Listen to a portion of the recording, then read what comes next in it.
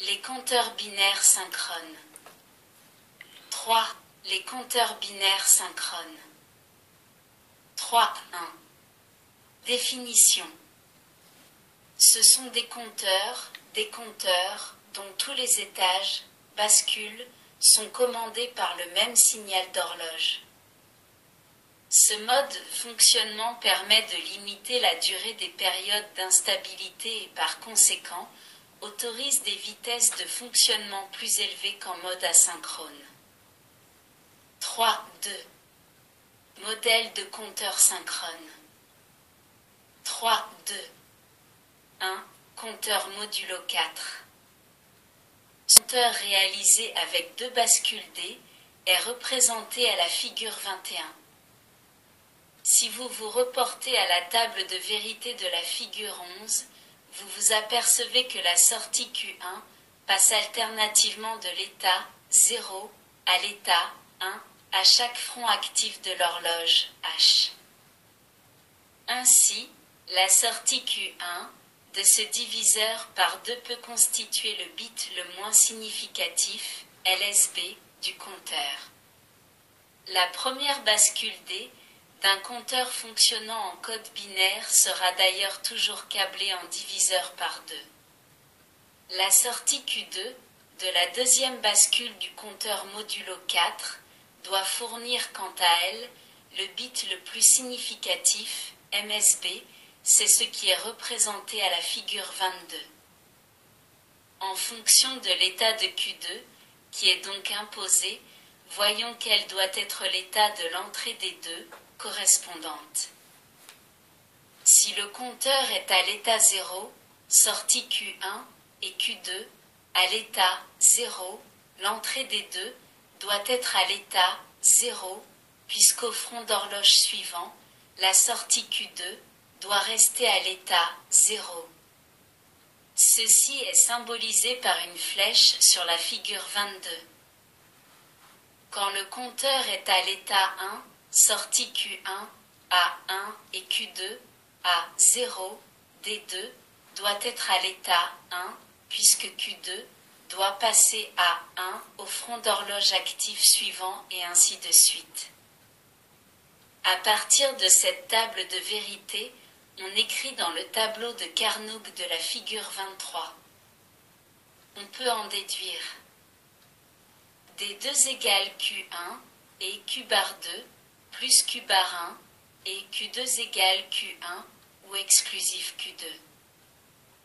Il s'agit du ou exclusif, ce qui apparaît dans le montage de la figure 21. 3, 2. 2. Compteur de module supérieur à 4. Selon le même principe, la figure 24 représente un compteur synchrone de module 8, réalisé avec 3 bascules D. Dans ce montage, il y a 2 portes supplémentaires par rapport à celui de la figure 21. La troisième bascule ne commute que dans 2 cas. Tout d'abord, si les 2 sorties Q1 et Q2 sont à l'état 1 et la sortie Q3 à l'état 0. Le compteur indique dans ce cas 0, 11 binaires égale 3 décimales et doit passer à 100 binaires égale 4 décimales.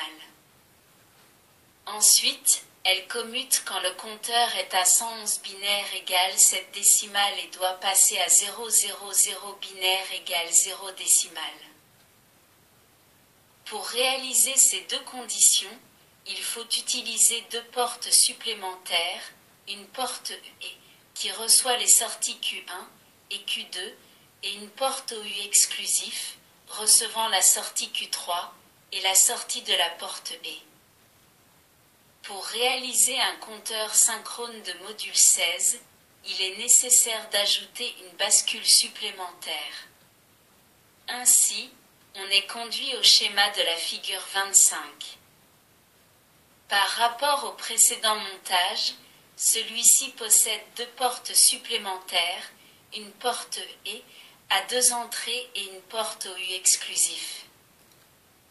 Vous notez tout d'abord que le schéma se complique avec l'augmentation du nombre de bascules. Vous remarquez qu'une bascule étant à 0, celle-ci ne passe à 1 que si toutes les bascules précédentes sont à 1. Ceci explique l'utilisation des portes et. Il serait possible de rajouter de nouvelles bascules afin d'augmenter la capacité du compteur. Néanmoins, le schéma deviendrait vite très complexe, donc il sera préférable d'utiliser les compteurs en circuit intégré. Il est possible de calculer la vitesse de fonctionnement d'un compteur synchrone de module 16. Si nous reprenons les mêmes valeurs qu'au chapitre 2. 3, à savoir phi égale 100 nanosecondes, et si l'on réserve toujours 100 nanosecondes, pour prélever le contenu du compteur, on aboutit à une fréquence limite. Nous pouvons noter que durant les 100 nanosecondes réservées au prélèvement, le réseau combinatoire formé par les portes et ou exclusif a le temps de se stabiliser. En réalité, les compteurs intégrés synchrones autorisent des vitesses de fonctionnement beaucoup plus élevées que celles calculées ici. 3.2. 3. Un compteur intégré synchrone, le 4520. Le circuit intégré HEF 4520B est réalisé en technologie MOS. Il comprend un double compteur binaire synchrone 4 bits. Son synoptique et son brochage sont donnés à la figure 26 et le schéma logique d'un compteur à la figure 27. Chaque compteur comprend une entrée d'horloge active sur un front montant, CP0, et une entrée d'horloge active sur un front descendant, CP'. Il existe une entrée de remise à 0 asynchrone MR pour chaque compteur. Elle est prioritaire et active au niveau haut. Il est possible d'utiliser l'une des deux entrées d'horloge comme entrée de validation pendant que l'autre reçoit le signal d'horloge. 4. Les compteurs, diviseurs par n. 4.1. Le diagramme des états. L'état d'un compteur est la combinaison particulière formée par l'ensemble des sorties de ce compteur. Un compteur modulo 2 possède deux états. Son unique sortie est soit à l'état 0, soit à l'état 1. Un compteur modulo 4 possède 4 états. Ces deux sorties peuvent réaliser 4 combinaisons différentes, 0, 0, 0, 1, 10, 11. Le diagramme des états d'un compteur permet de représenter l'ensemble des états que peut prendre ce compteur. La figure 28 représente le diagramme des états d'un compteur modulo 4. Dans ce diagramme, chaque état est représenté par un nombre décimal dans un cercle. Les flèches représentent le sens de parcours du compteur. Le diagramme des états peut aussi être représenté comme indiqué à la figure 29. D'une façon générale, on dit qu'un compteur possède n états, ou bien qu'il s'agit d'un diviseur par n. On parle alors de compteur diviseur par n. À chaque impulsion sur l'entrée d'horloge, le compteur passe d'un état au suivant en respectant l'ordre donné par le diagramme des états. 4.2. Compteur n'utilisant pas le code binaire. Jusqu'à présent, vous avez vu des compteurs utilisant le code binaire, mais il existe aussi des compteurs utilisant d'autres codes. C'est le cas des compteurs de Johnson, dont un exemple vous sera présenté dans la théorie suivante, car ces compteurs utilisent un circuit de décodage. La figure 30 présente la table des états d'un tel compteur à 5 étages. Il s'agit du circuit de comptage du circuit intégré HEF 4017B, réalisé en technologie MOS. Ces 5 sorties Q1, Q2, Q3, Q4 et Q5 sont des sorties des bascules internes au circuit intégré et par conséquent ne sont pas accessibles. Ce compteur utilise le principe d'un registre à décalage rebouclé sur lui-même. En effet, lors de la première impulsion d'horloge, la sortie Q1 passe à l'état 1, puis cet état 1 se décale de Q1 vers Q5. Une fois que la sortie Q5 est passée à l'état 1, la sortie Q1 repasse à l'état 0 au front d'horloge actif suivant. Au total, ce compteur possède 10 états et peut comptabiliser 9 impulsions. 4.3. Compteur à module variable. Jusqu'à maintenant, vous avez vu des compteurs dont le module est une puissance de 2, 4, 8, 16. Or, il peut être nécessaire de disposer de compteurs dont le module soit un nombre entier quelconque, 3, 5, 7, 9, 10. Il faut alors modifier les circuits de comptage vus jusqu'à maintenant. La figure 31 présente un compteur modulo 3 synchrone, réalisé avec 2 bascules D. Le chronogramme de fonctionnement et le diagramme des états sont représentés à la figure 32. Supposons que le compteur soit à l'état 0. Q1 et Q2 sont à l'état 0, donc Q bar 1 et Q bar 2 sont à l'état 1 et D1 est à l'état 1. À l'instant T1, le compteur passe à l'état 1, Q1 égale 1 et Q2 égale 0. À l'instant T2, le compteur passe à l'état 2, Q1 égale 0 et Q2 égale 1. À ce moment-là, D1 égale 0 et non 1, comme dans le cas du compteur modulo 4. Donc à T3, le compteur est forcé à l'état 0 et ne passe pas par l'état 3. À la mise sous tension, il peut arriver que le compteur soit positionné à l'état 3. Dans ce cas, il repasse à l'état 2 au premier front d'horloge montant et dès lors, il reste dans l'anneau des 3 états 0, 1 et 2 sans jamais revenir à l'état 3. Ce compteur est un compteur à cycle incomplet et à réaction synchrone.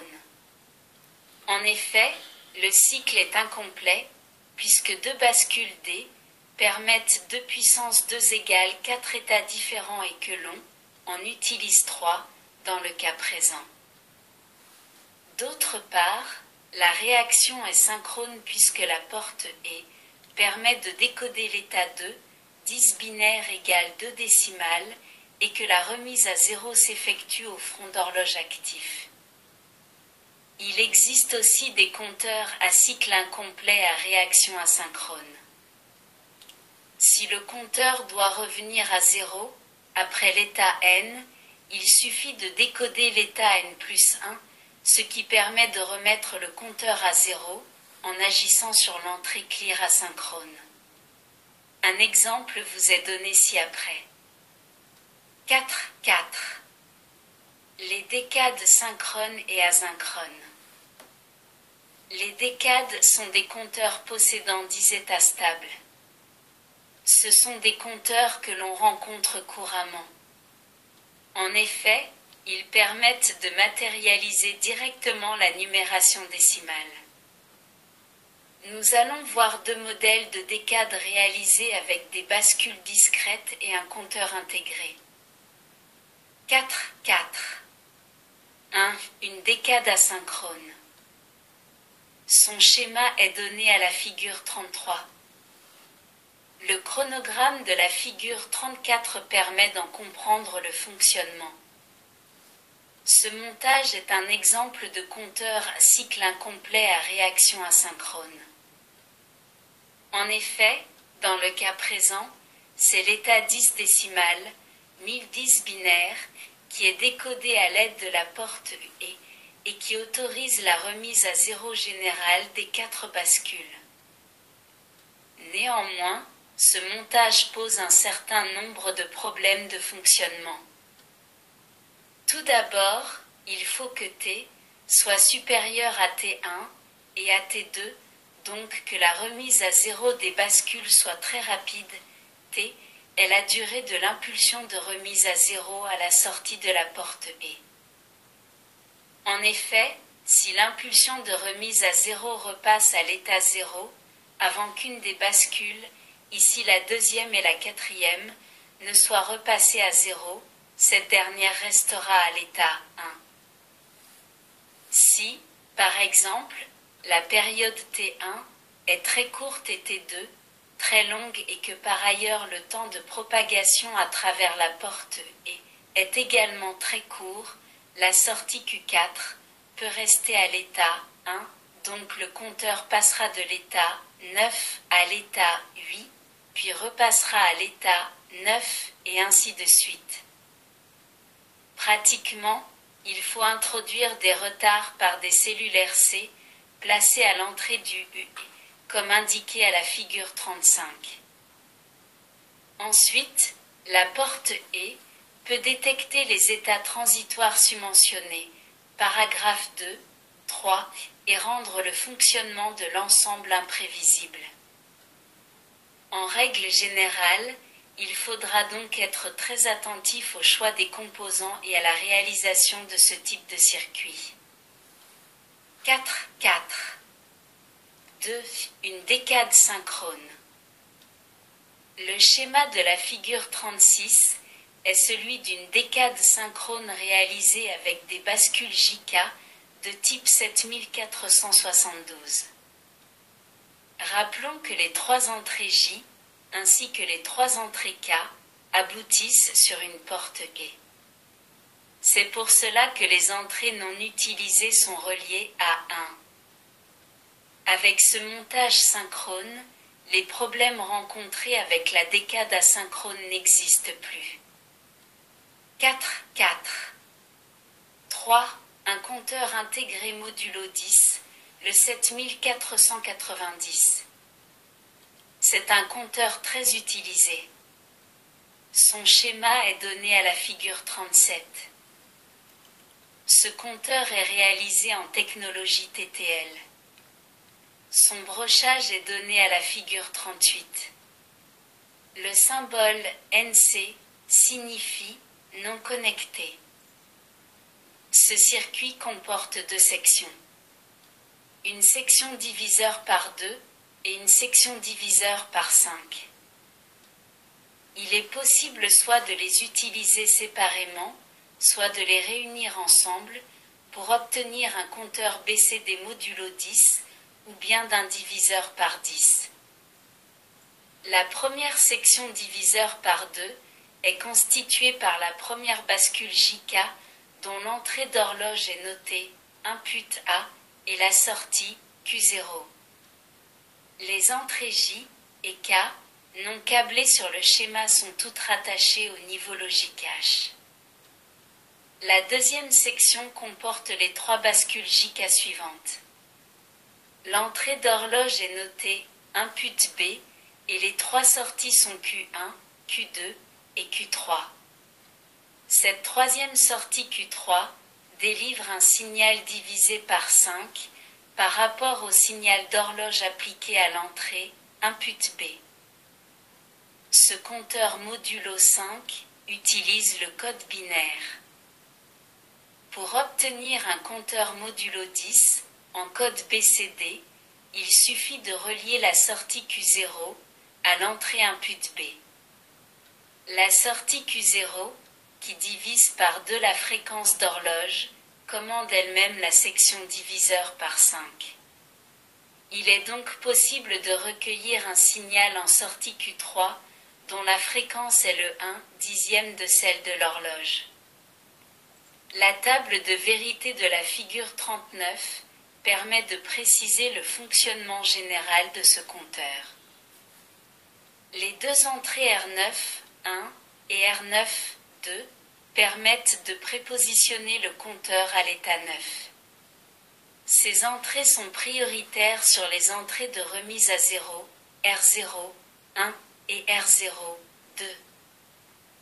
SD est l'entrée de mise à 1 et RD est l'entrée de mise à 0.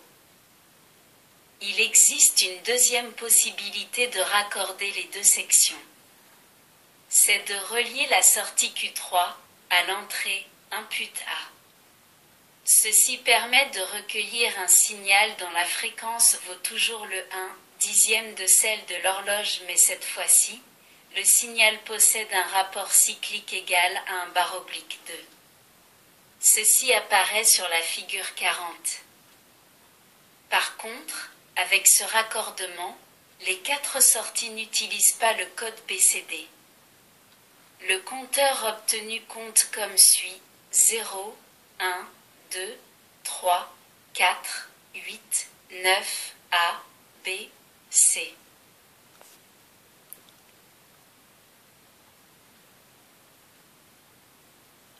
Merci de votre écoute. À bientôt.